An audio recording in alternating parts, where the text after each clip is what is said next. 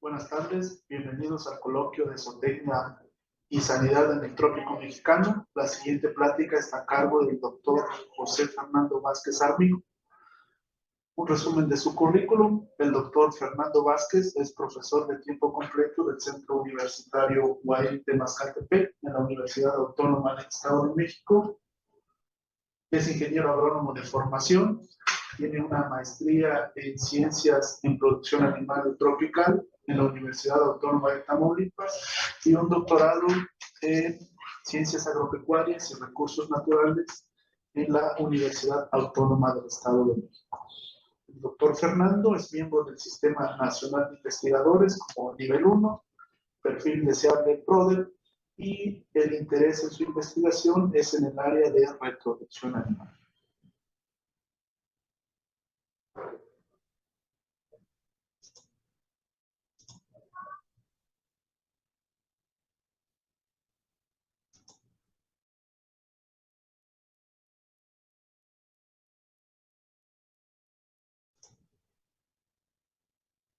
Él nos va a compartir la charla de producción ovina.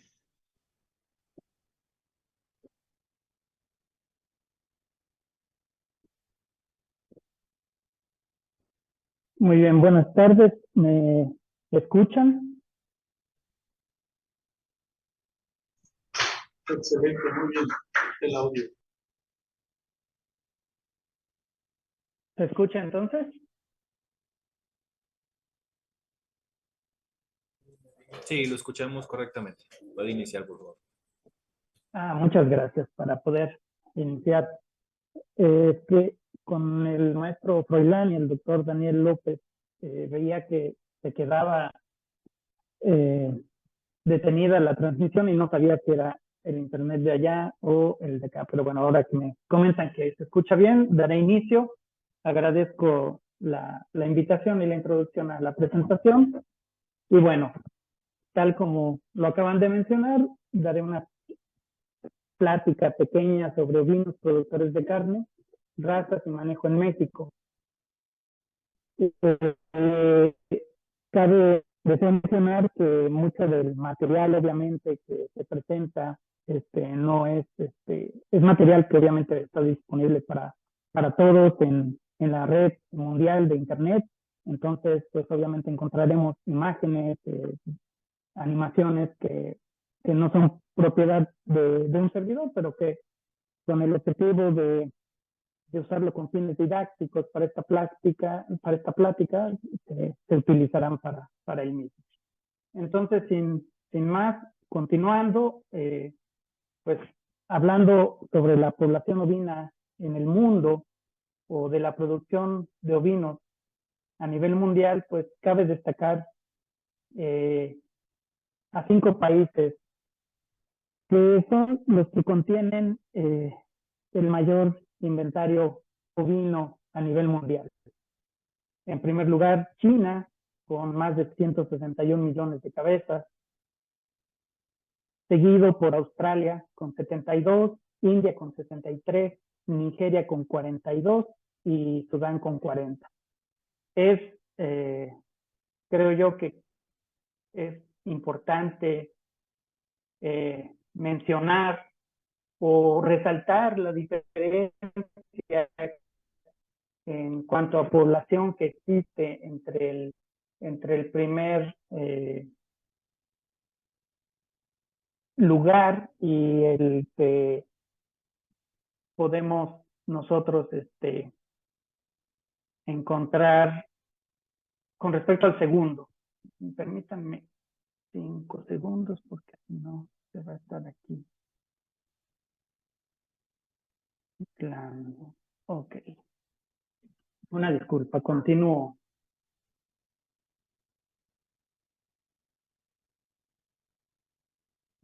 En México no logramos superar aún o llegar a la barrera de los 9 millones de ovinos, lo cual pues obvio nos hace ver que estamos lejos de aquellos países que sobresalen en la producción y en la población de ovinos.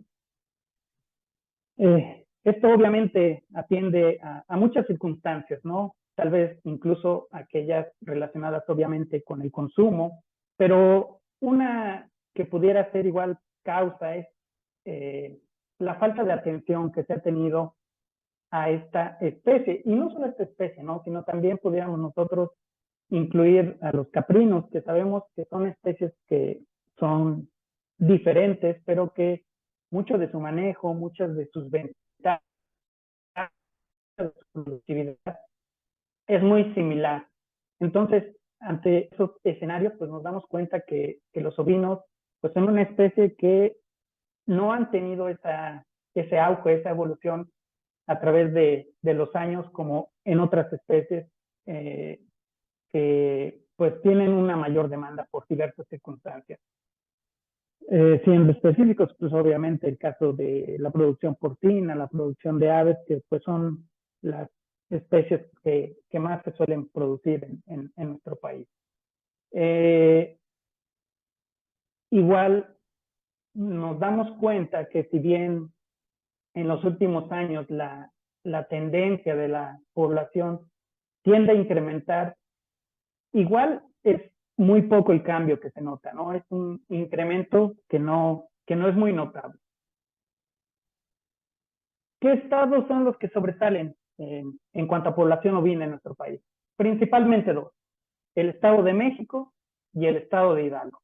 Son los estados que cuentan con el mayor inventario ovino en nuestra república. Y lo podemos ver aquí en este gráfico bueno, más bien en este cuadro, cómo a través de los años sus inventarios rondado arriba del 1,000,000 de cabezas, mientras que en otros estados, en otras entidades, pues difícilmente se acerca a esas cantidades. El estado de Tamaulipas es un estado que igualmente su producción ovina no ha incrementado en los últimos 10 años, un inventario que sin duda es poco, pero que al final es un estado en el que se ha visto un cambio tecnológico en la producción que han tenido con respecto a los ovinos. Tal vez el número de ovinos no ha subido mucho, pero sí la manera en la que los han comenzado a explotar. Con respecto a la producción, la importación y el consumo, nos damos cuenta que igual, esta es una información ya de años atrás, donde la producción ovina comenzaba con cierto auge, pero al final siempre, y lo sabemos en general, el consumo de la carne supera la producción que tenemos en el país, y esto hace que pues tengamos que recurrir a las importaciones, ¿no? Importaciones de países con una mayor productividad. Algunas igual tienen de años recientes en el INEGI, de información que están en los astros, nos refleja que el precio por kilo en canal del ovino ha variado a través ha variado muy poco a través de los años, y que finalmente es una carne que, si bien ha subido de precio, cuando se comercializa o se compra al productor, pues ese incremento no se ve tan reflejado como en el producto final, ¿no? Ahora bien, algunas de las ventajas de la producción ovina, que como mencionábamos hace rato, nos pudieran a nosotros dar ese nicho, esa oportunidad de participación a voltear hacia esta especie, pues son aquellas relacionadas principalmente a su rusticidad, una palabra que vamos a estar escuchando constantemente durante la plática, y también a su alta reproducción. Es decir, por ejemplo, de un cruzamiento que nosotros tengamos en el periodo que dura, o más bien al finalizar la gestación, es muy probable que esa hembra nos pudiera brindar, o hay una mayor posibilidad una cría de esa hembra, ¿no? Y la viabilidad de las mismas es elevada, muy probablemente podamos llegar al destete de esas dos crías, y entonces en un lapso de, obviamente, una vez que pase la involución, el periodo de cubrimiento nuevamente, muy probable a los 13 meses de esa misma hembra que nosotros volvamos a cubrir, tengamos nuevamente dos crías, más las dos que ya habían nacido en el parto anterior, y ahí nuevamente volviendo a cruzar a esa hembra a los 21 meses aproximadamente, pudiéramos nosotros tener una tercera generación de descendientes de esa única hembra y obvio el efecto multiplicativo que pudiéramos tener en las crías de ella misma. Algo que igual se maneja comúnmente es esa ventaja en la alimentación, ¿no? Donde generalmente podemos alimentar a una vaca, es probable que nosotros pudiéramos alimentar a unas 6 ovejas. Entonces, si a esto le sumamos la habilidad o la capacidad que tienen estos animales para aprovechar otro tipo de alimentos o otro tipo de ingredientes que otras especies no pueden utilizar, pues esto se pudiera aún más magnificar.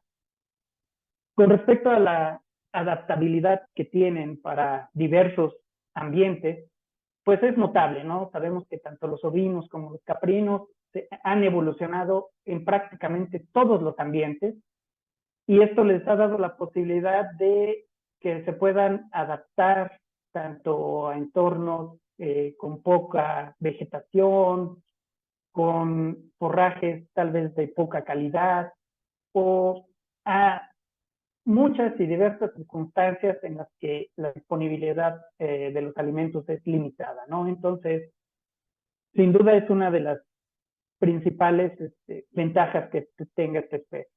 Igual, obviamente, su capacidad para ramonear, para pastorear, que igual que los caprinos cuentan con ella, y entonces hace que el uso de otros recursos forrajeros como son las arbóreas, las arbustivas, que en el caso específico de los rumiantes, en el caso específico de los bovinos, se ve un tanto limitado en comparación a estas especies, pues igual es una de las ventajas que nosotros podemos tener a favor de incrementar o de poder solventar algunas deficiencias que se presentan en los sistemas de producción de los ovinos, ¿no? Además de ser animales que nos pueden coadyuvar a controlar vegetaciones no deseables en cultivos, principalmente frutales, en la región de Tamaulipas. Hasta cierto punto común el utilizar a los ovinos para el control de este tipo de vegetaciones en los plantíos de naranjo. Entonces son algunas de las ventajas que podemos sin duda utilizar, porque pues obviamente nos permite tener esta especie en muchos ambientes, como hemos mencionado, desde aquellos en los que hay escasez de forraje, en aquellos en los que tienen que ramonear o pastorear forrajes de baja calidad. Son sin duda ventajas que nos pueden incentivar al uso de los ovinos. Y si a esto le sumamos que, por ejemplo, de un bovino sabemos que podemos obtener leche, sabemos que podemos obtener carne y pieles. En el caso de los ovinos, esto, además de estos productos, igual algunos ovillones finos y que generalmente igual pues sus excretas suelen ser utilizadas o procesadas para elaboración de algunos fertilizantes. Entonces, sin duda, pues puede ser un beneficio extra o adicional a lo que podemos llegar a obtener en otras especies rumiantes. y que además, le sumamos a lo que habíamos comentado, permite que este tipo de animales puedan tal vez desarrollarse mejor en cuestiones o en ambientes en los que hay escasez de recursos de cualquier tipo, a aquellos animales superiores que si bien igual sobreviven o se encuentran presentes, pues no tienen esa capacidad productiva que pudieran tener estos pequeños rumiantes en ambientes muy parecidos, ¿no? Ahora bien, sabemos que el ovino es de las primeras especies que fue domesticadas por el ser humano y pues obvio, sumado a que hemos visto que son especies que se originaron en diversos ambientes, pues la selección, el manejo, ha permitido el desarrollo de diversas razas, de diversos tipos raciales. Estas razas, estos tipos raciales, pues permiten o han permitido el obtener un mayor beneficio de ciertos productos. Y vamos a mencionar algunas de las especies que se utilizan más comúnmente en México. El caso de la Rambouillet es una raza productora de lana, principalmente, aunque sabemos que en México ya la producción de lana ha ido en una baja. Hay muchos lugares donde se sigue utilizando para estos fines, pero pues vaya, se sigue utilizando igual como una productora de carne, ¿no? Aunque como hemos mencionado, su principal fin es la producción de lana. Esta raza se encuentra principalmente distribuida en los estados de San Luis Potosí, de Guanajuato, de Durango, de Zacatecas, Coahuila e Hidalgo. Generalmente son animales que se desarrollan en sistemas de producción extensiva y bueno, al igual las razas, como les decía, vamos a verlo, son animales que destacan por su rusticidad y una gran habilidad para disponer de diversos forrajes. Su talla adulta ronda en las hembras de 70 a 80 kilogramos, mientras que en machos va de los 120 a los 150 kilogramos. Es una raza con origen francés. La Friesian es una raza productora de leche, originaria de los Países Bajos. Es una raza que no tiene una gran distribución en el país, toda vez que el consumo de productos lácteos provenientes de ovinos todavía no se encuentra tan ampliamente aceptado en el país, no aceptado, sino más bien, o sea, no es tan común el consumir productos de leche de ovino. Entonces su distribución aún es muy baja y principalmente pues la podemos encontrar en los estados de Querétaro, Guanajuato, Jalisco e Hidalgo. Son animales que en el caso de las hembras adultas se basan en los 70 kilogramos, mientras que en el caso de los machos se basan en los 90 y los 120 kilogramos.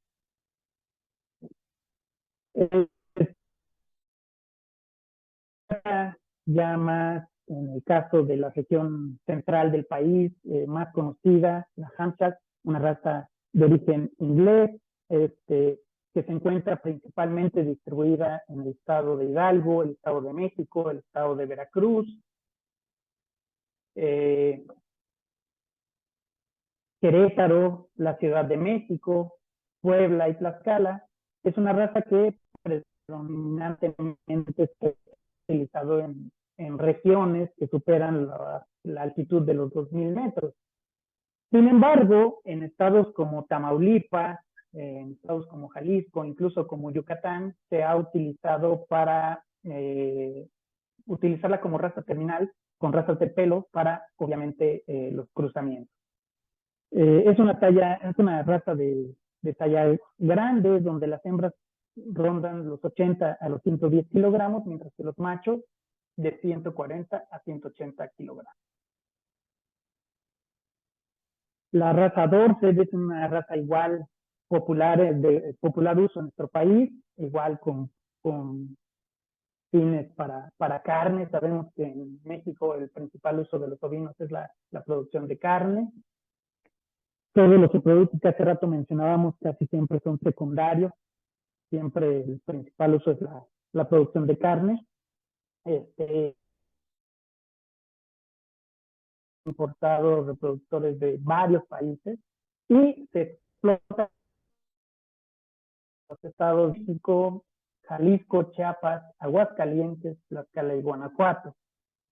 Es una raza que se ha constituido como una alternativa importante para la producción de corderos, ya que se utiliza como raza materna. Sus ejemplares igual, en el caso de la hembra superan los 60 a 70 kilogramos y en el caso de los machos de los 120 a los 160 kilogramos. La raza Suffolk es una raza cárnica que se desarrolla principalmente en el centro del país.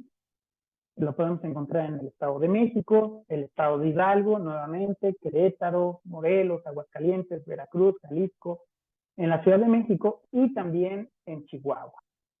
Son ovinos con una excelente conformación cárnica, obviamente su principal censo técnico, y son animales que en el caso de las hembras rondan los 100 kilogramos, mientras que los machos tienen un peso de los 130 a los 170 kilogramos.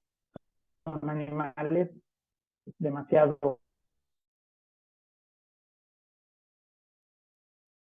que igual su uso ha ido un poco en decremento. Es la Romanov, una raza originaria de Rusia, que fue traída a México en los años 90.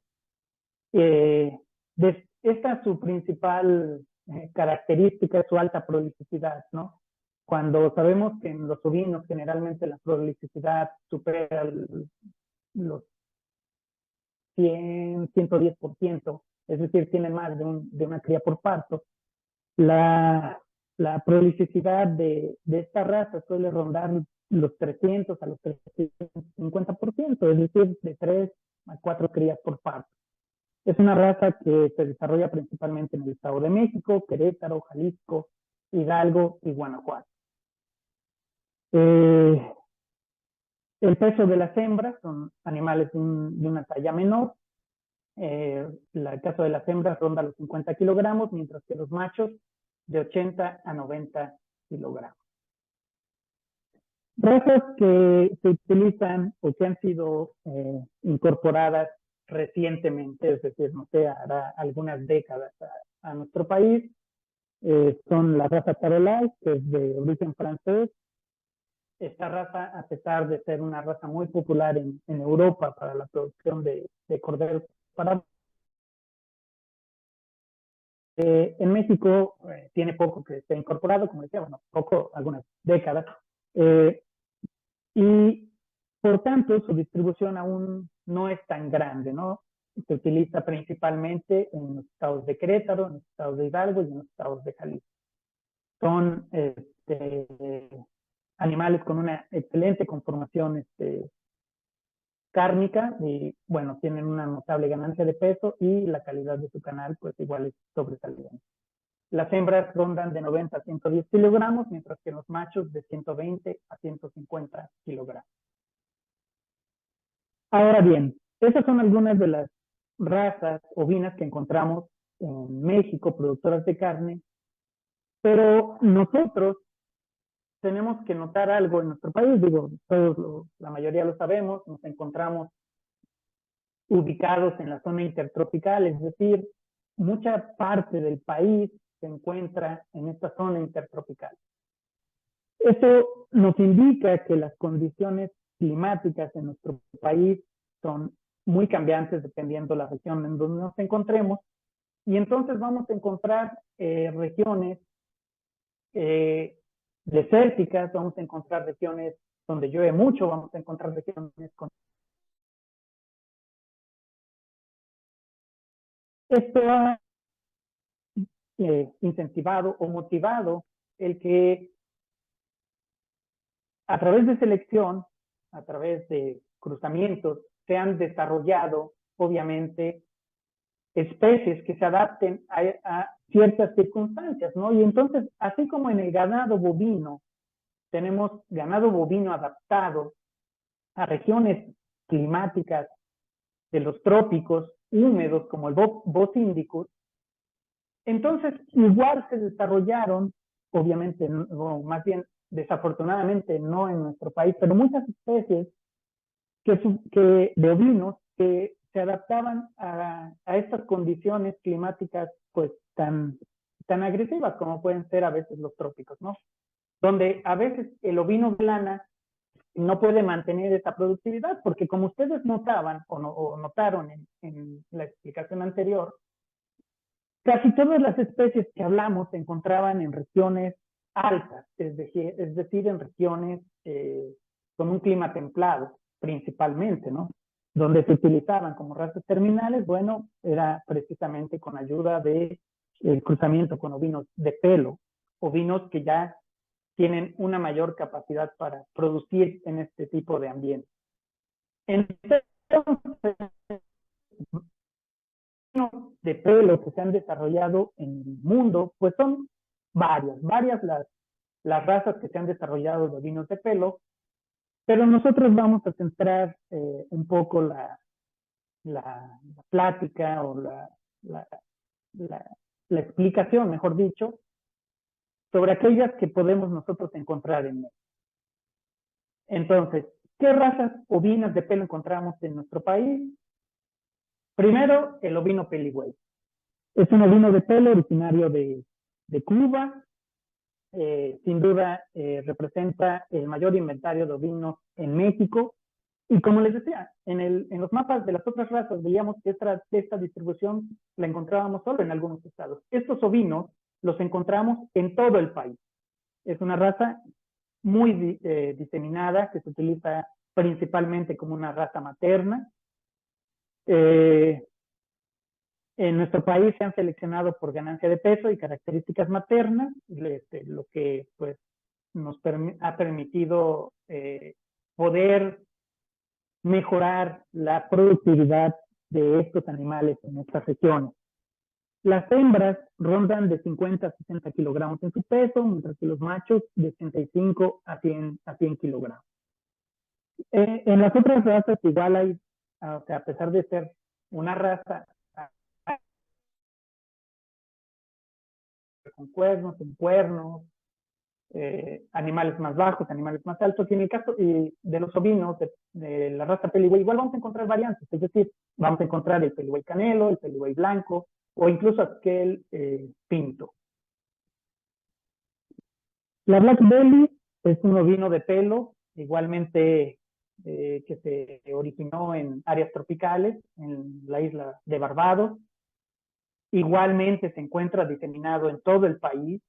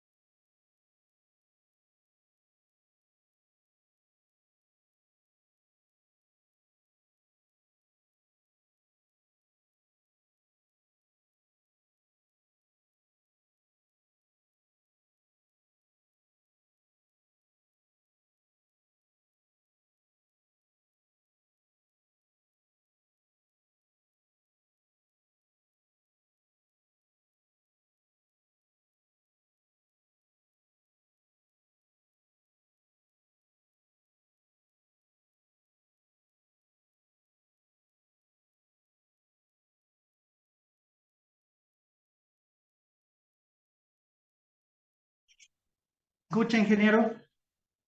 Ay, Sí, ahí ya lo escuchamos bien. voy a volver a reconectarme, es que tuve un problema con el internet. Ok, de acuerdo.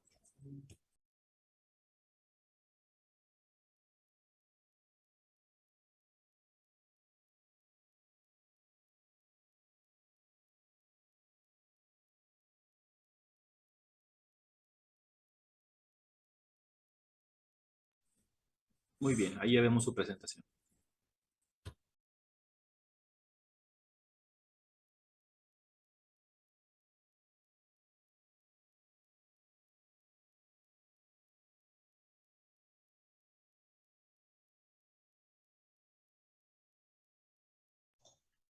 Perdón, no te escuchamos, doctor, por favor.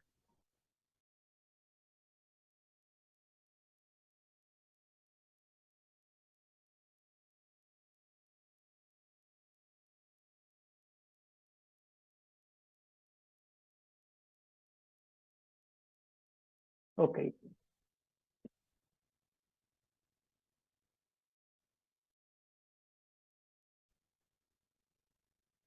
¿Me escuchan ahora? Sí, ahí lo escuchamos. Gracias. Muy bien, la raza Catavi es una raza que igualmente les comentaba, se encuentra distribuida en todo el país.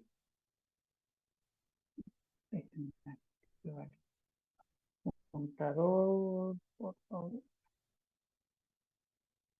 Se encuentra distribuida en todo el país. Es un animal prolífico con una alta habilidad materna. Igual cuenta con una alta resistencia a parásitos. Es una raza originaria de los Estados Unidos. Se desarrolló en los años 50. Una de sus principales características, o más bien el fin que se buscaba cuando se desarrolló esta raza, era un ovino que brindara una carne más magra, por lo tanto la calidad de la canal de esta raza pues es sobresaliente con respecto a las demás. Las hembras suelen rondar los 60 a los 75 kilogramos, mientras que los machos de los 120 a los 130 kilogramos. Otra raza igual de origen norteamericano, estadounidense, es la raza Santa Cruz,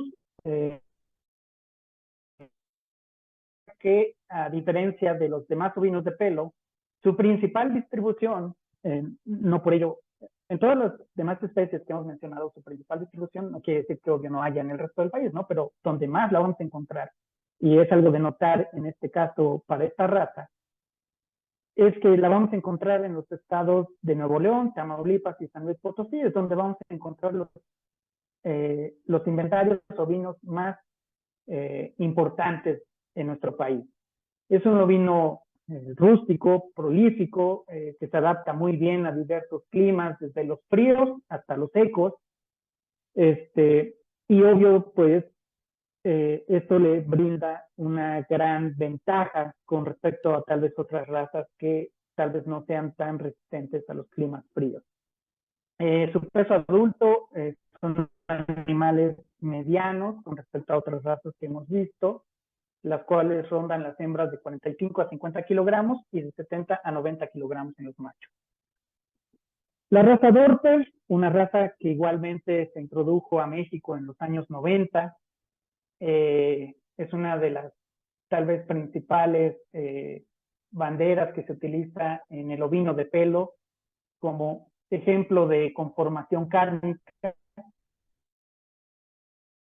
Es un animal que igual cuenta con una buena prolificidad que le ha permitido igual, obviamente, el poder utilizarla tanto como línea materna, aunque su principal uso, pues obviamente es la línea terminal para cordero de abad.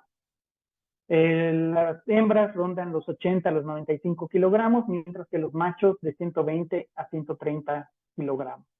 Es una de las razas que igual pues han importado mucho nivel o mucho material genético para mantener una línea pura. Entonces es un tanto más factible encontrar explotaciones que se dediquen a la cría de líneas puras de estos animales. Igual como lo habíamos mencionado, vamos a encontrar una variante, vamos a encontrar Dorper con cara negra y Dorper Dorper blanco. Una raza que igual ha tenido poca diseminación en nuestro país. De hecho, no encontré información sobre dónde se encuentra principalmente distribuida, pero que sí me ha tocado, he tenido oportunidad de ver algunos ejemplares, es la raza Damara. Una raza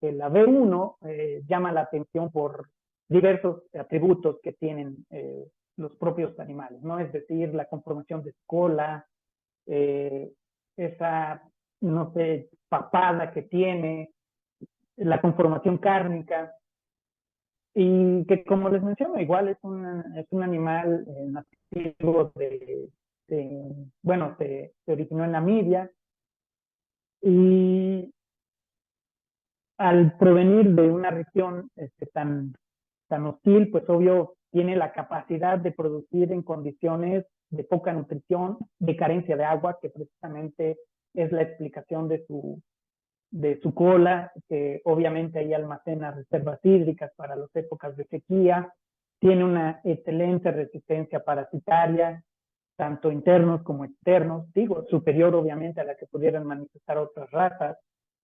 Tiene una muy buena prolificidad, su madurez sexual logra pasando los 7 meses de edad.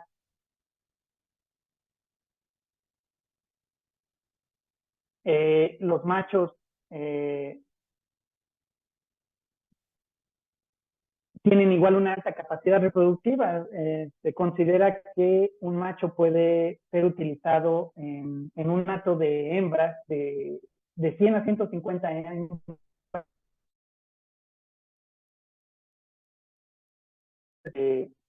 Reproductiva igual, pues es sobresaliente. Pero sin embargo, como les decía, es una raza que la verdad tiene muy poca diseminación. Hay un par de razas que me hubiese gustado agregar a esta explicación, lo que es la raza, el borrego Chiapas y la Xalatlaco, que es originaria del Estado de México. Sin embargo, encontré muy poca información, la cual pues no consideré pertinente precisamente por lo limitada de la misma. Pero bueno, por lo menos mencionarlos para que los tengamos ahí en cuenta dentro de las razas que se utilizan en nuestro país. Todos estos animales, como lo hemos mencionado, se explotan en diversos sistemas de producción, ¿no? Los cuales generalmente, o casi en el caso de los ovinos, nosotros podemos clasificarlo en 3 principales: el sistema de producción ovina intensiva, el extensivo y el mixto. Pero una característica común es que prácticamente todos utilizan pastoreo, y es que obviamente el utilizar estos animales estabulados, pues estaríamos desaprovechando muchas de las ventajas que hemos mencionado, ¿no? Sin embargo, también depende mucho de la etapa en la que utilicemos, ¿no? Por ejemplo, aquellas engordas en las que es una etapa muy breve, en la que obvio se busca magnificar la ganancia de peso, pues el uso de pisos elevados ha dado muy buenos resultados, ¿no? Y es algo que se está utilizando recientemente. Además de que igual se ha puesto especial atención a tecnologías reproductivas que han favorecido la producción de esta especie. Con respecto a la reproducción, mencionar únicamente que algo que ya habíamos o podemos tener un poco de uso común es que el ciclo reproductivo anual de los ovinos es lo que realmente suele limitar un poco la productividad de esta especie. Es decir, si nosotros consideramos que la estacionalidad suele afectar a esta especie, es lo que impide que de ese esquema inicial que decíamos que en 21 meses pudiéramos llegar a obtener hasta una tercera generación, es la estacionalidad a veces lo que principalmente nos limita a ello, ¿no? Una vez que la conocemos, una vez que sabemos cómo manejarla, podemos nosotros evitar o hacer que este efecto se disminuya. Pero sí es importante conocerlo, que obviamente durante bueno, que en un periodo de anestro relacionado principalmente por la cantidad de horas luz presente en el ambiente en el que se encuentra. Y aunque las razas de lana son las más susceptibles, la oveja de pelo suele ser afectada igual, aunque en menor medida. Vamos a verlo de esta manera. Si nosotros tenemos 10 ovejas de lana, 9 van a presentar estacionalidad. Mientras que si tenemos 10 ovejas de pelo, probablemente una sea la única que presente estacionalidad, ¿no? Entonces, es esa diferencia en el porcentaje lo que hace que consideremos a la oveja de pelo como una especie no estacional, aunque como lo hemos mencionado, y diversos trabajos, principalmente del doctor González Reina, pues mencionan este efecto en esta especie. ¿Cómo ocurre? Pues obviamente a través de que una señal luminosa se convierte en una señal hormonal, es decir, a través de la glándula pineal, a través de la melatonina, las ovejas es como pueden regular su reproducción. Entonces, tenemos que en días cortos, la producción de melatonina permite a la oveja mantener un ciclo de reproducción continuo, mientras que durante los días largos, esta inhibición o esta baja producción de melatonina es la que impide que la oveja pueda continuar presentando ciclos estruales. Y con base en ello, pues obviamente entonces se suele igual agrupar o clasificar a las razas ovinas en estacionales o no estacionales. Es decir, aquellas razas ovinas originarias de latitudes medias o altas que presentan periodos de anestro estacional superiores o de por lo menos 5 meses. Y aquellas razas ovinas originarias en regiones ecuatoriales que presentan anestros estacionales inferiores a los 3 meses o una actividad continua, ¿no? Y en este caso, pues estamos hablando obviamente de los ovinos de pelo.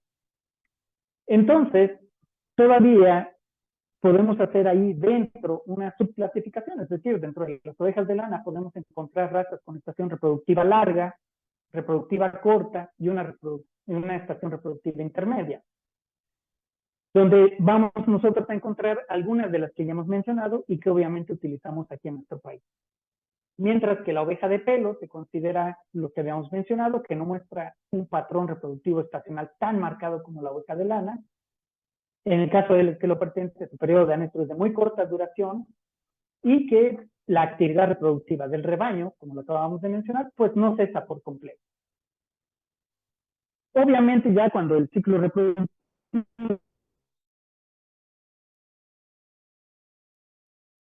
del estro de la oveja tiene una duración de 17 días, durante este ciclo se presentan 3 oleadas de crecimiento folicular y que la ovulación la vamos a encontrar o se va a presentar después de que ha ocurrido el hecho. ¿Ok? Algo igual que es importante que mencionemos es que los ovinos, o más bien las hembras, no suelen mostrar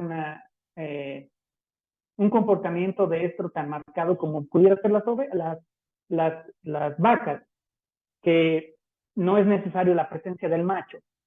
En el caso de las ovejas, forzosamente necesitamos un macho que nos indique qué ovejas están en estro si es que nosotros deseamos realizar inseminación. Obviamente podemos hacer inseminación a tiempo fijo, pero bueno, todo dependerá de cómo vayamos a manejar nosotros a nuestro ave. Para, obviamente, manipular o modificar este efecto de estacionalidad, pues se han desarrollado diversos métodos no farmacológicos y farmacológicos, dentro de los que encontramos, dentro de los no farmacológicos, el flushing o sobrealimentación, principalmente energética, la alteración del fotoperiodo y la biestimulación sexual, es decir, el efecto macho o el efecto hembra. Y dentro de los farmacológicos, el uso de progestágenos, el uso de prostaglandina y también la melatonina. Las diferencias que existen entre estos métodos, pues nos las va a indicar nuestro propio sistema, es decir, con qué contamos, con qué recursos contamos. ¿Por qué? Porque los métodos no farmacológicos pueden ser más económicos. Sin embargo, la sincronización del estro es poco precisa. Y obviamente y debido a ello solo la podemos emplear en ciertas condiciones. Es decir, lo utilizaremos, yo creo, principalmente para monta, mientras que si vamos a realizar inseminación, es casi obligatorio utilizar un método farmacológico que nos permite una mayor precisión de la sincronización del estro, y la desventaja de ello pues es que obviamente el coste de los fármacos y que necesitamos conocer la aplicación de los mismos. Una explicación breve de cómo funcionan los métodos basados en progestágenos es que nosotros sabemos que el ovario produce esteroides, los cuales viajan al hipotálamo. Este a su vez produce o libera factor liberador de gonadotropina, la cual actúa en la hipófisis y hace que se liberen gonadotropina. Estas gonadotropinas estimulan la producción de estrógeno durante la fase folicular y bueno, si hay presencia de cuerpo lúteo tendremos la presencia de progesterona. Cuando nosotros insertamos una esponja o un análogo a la progesterona, lo que nosotros hacemos es estar simulando esta fase lútea. Y entonces, obviamente, el efecto de retroalimentación positiva del estradiol o del estrógeno se elimina, y entonces no hay retroalimentación y no hay producción de gonadotropina. Cuando nosotros retiramos ese progestágeno, se restablece el mecanismo de retroalimentación y entonces esta hembra tendrá esa ovulación. Nosotros podemos sobreestimular esta ovulación a través de diversas gonadotropinas exógenas. Y bueno, si nosotros quisiéramos ver un protocolo de sincronización, lo estaríamos viendo de esta manera, donde el día 0 nosotros insertamos el progestágeno, podemos suplementarlo con una prostaglandina, dejamos este progestágeno durante un periodo de tiempo de al menos 7 días, podemos suplementar con gonadotropina antes o al momento del retiro, monitoreamos el estro y entonces podemos nosotros realizar la cópula o la inseminación. Y bueno, de manera breve, esto es lo que preparé para ustedes y espero haya sido de su interés. Muchísimas gracias, doctor Vázquez Armijo. Gracias por preparar y compartir con nosotros esta mañana esta plática. Si en la sala, de manera presencial, hubiera alguna pregunta, adelante, por favor.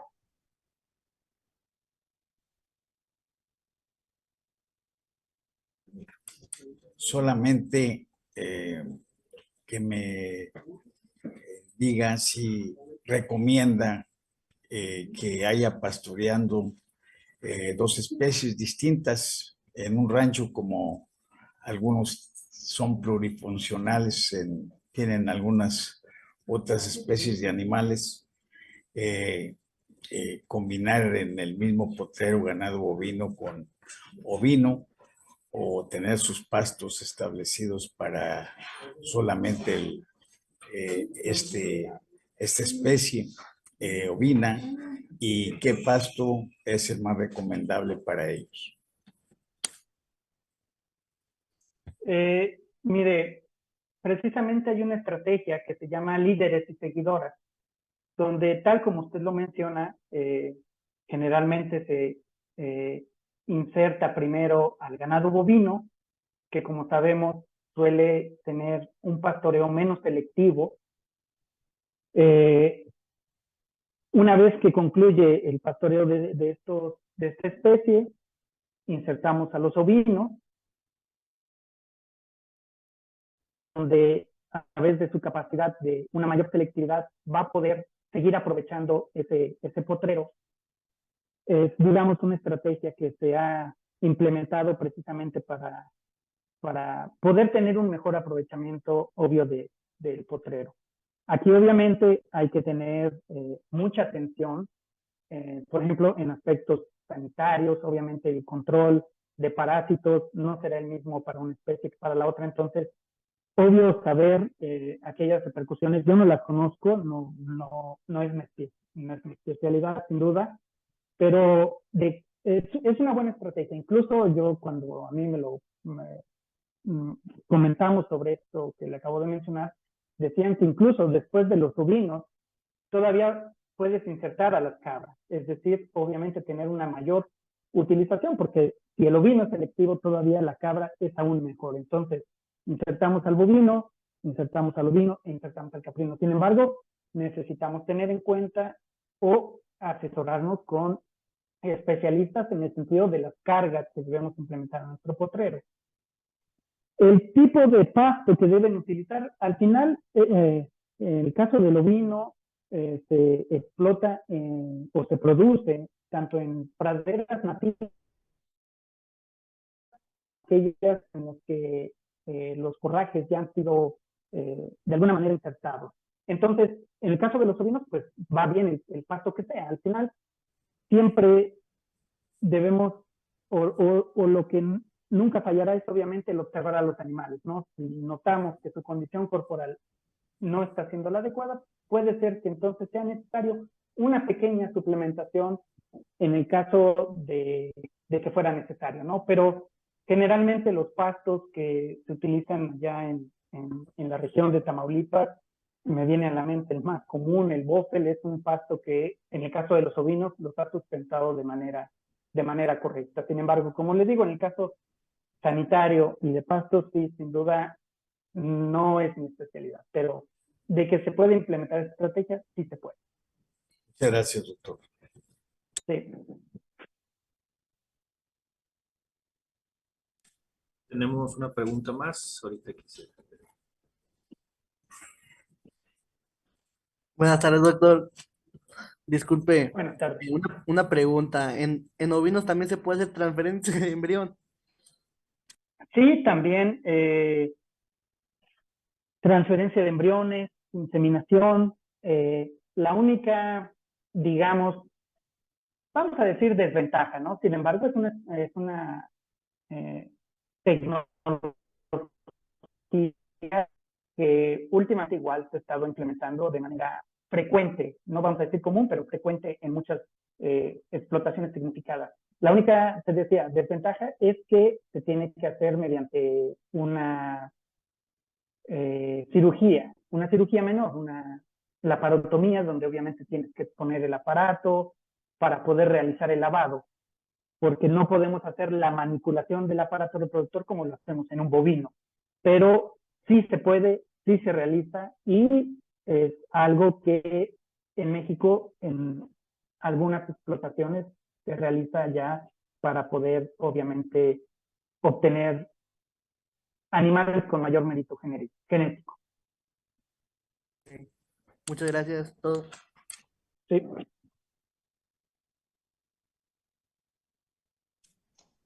Bueno, serían todas las preguntas que tenemos aquí en la sala. Gracias, Salam. Por aquí tenemos tres preguntas más, doctor, que quisiera compartir con usted. Dice, en la región hemos visto que se explotan más bien las razas Black Belly, Puelihuey o Criollo, cruzadas con Dorper, Catawba y St. Croix, razas que usted ya mencionó. Dice, ¿cree que podría o debería probarse la combinación de estas razas de pelo con alguna otra raza de lana de las que mencionó y obtenerse mejores resultados que lo que se está haciendo? Siempre le he comentado que al final no hay una receta que funcione en todos lados. De que pudiera obtenerse un mejor rendimiento es probable.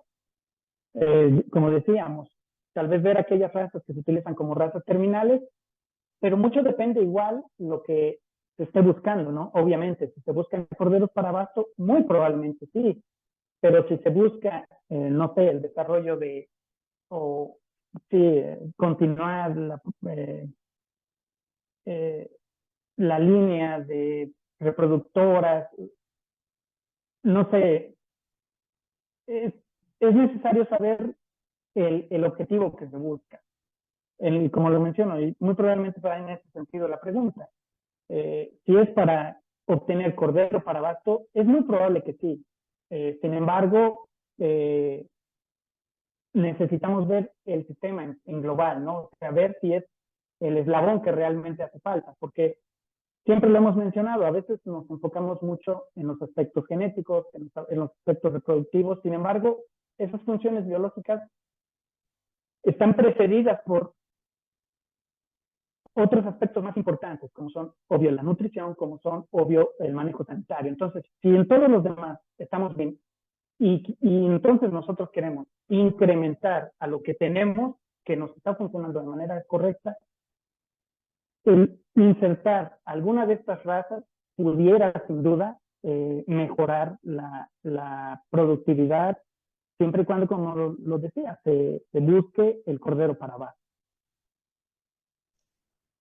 Correcto, muchas gracias. Gracias, doctor. Una pregunta más para no abusar de su tiempo, y si no tiene inconveniente y usted lo permite, le mandaríamos el resto de las preguntas con los correos para que pudieran interactuar. Dice, en su experiencia, ¿es económicamente rentable utilizar métodos farmacológicos para la sincronización de estro? Vuelvo a lo mismo. No hay una receta mágica que nos funcione a todos. Es mucho lo que nosotros estemos buscando. Por ejemplo, si nosotros pensamos en el mercado, en que en ciertas épocas del año el precio del cordero pudiera estar mejor, o hay alguna mayor demanda del mismo, a nosotros obvio nos conviene entonces poder tener la mayor disponibilidad de corderos durante esa época. Y es que, recordemos, nosotros no sincronizamos estro, no sincronizamos gestaciones. Nosotros lo que sincronizamos es la producción. Debemos sincronizar cuándo queremos destetar, debemos sincronizar cuándo queremos vender.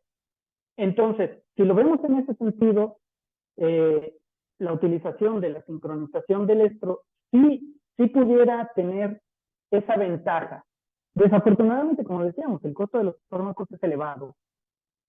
Ahora bien, si nosotros, eso con respecto a, obviamente, si nosotros lo vemos en un aspecto de cordero para abasto, pero si lo vemos en una línea de pie de cría, es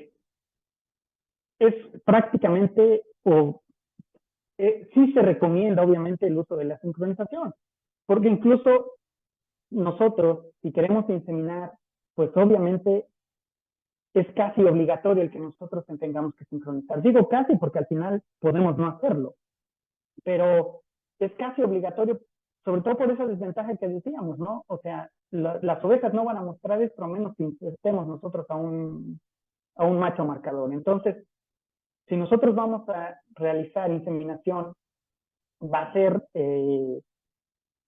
complicado el que si estemos introduciendo diario al semental para ver cuál hembra entra, cuál no. Entonces, por eso es que en programas de inseminación sí es más recomendable. Ahora, igual dirán, ¿en qué circunstancia me puedo ver obligado a inseminar? Vuelvo a lo mismo, mucho depende, o más bien todos los que estamos acá sabemos que lo que marca la pauta es el mercado. En México no tenemos la demanda de productos, o no hay una alta demanda de productos lácteos, de ovino. Sin embargo, en otros países, como por ejemplo la producción de queso manchego, que tiene la denominación de origen, solo se puede producir con ovejas que estén en la mancha y que sean inseminadas, porque si no son inseminadas, entonces esas ovejas no se pueden utilizar para la producción de este tipo de queso. Entonces, a eso voy igual, a veces la rentabilidad va a depender mucho del producto que nosotros estemos obteniendo. Entonces, ¿qué tan rentable será? Pues más bien dependerá mucho de lo que nosotros vayamos a obtener. Sin embargo, sí, es una limitante, sí, porque el costo es elevado, pero creo yo que va a depender mucho de lo que al final nosotros obtengamos. Correcto, doctor. Gracias por ubicar tu respuesta en términos de lo que estamos hablando es una empresa. Ese es el punto de vista. Pues muchísimas gracias, doctor. Te agradecemos muchísimo, de verdad.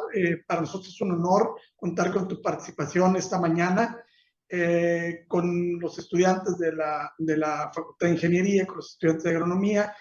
Y pues te vamos a reiterar la invitación a que vuelvas a participar con nosotros, como ya lo has venido haciendo en la parte de investigación y contacto con profesores, ahora con nuestros estudiantes. Muchísimas gracias, De verdad estamos muy agradecidos y fue un honor tenerte aquí el día de hoy.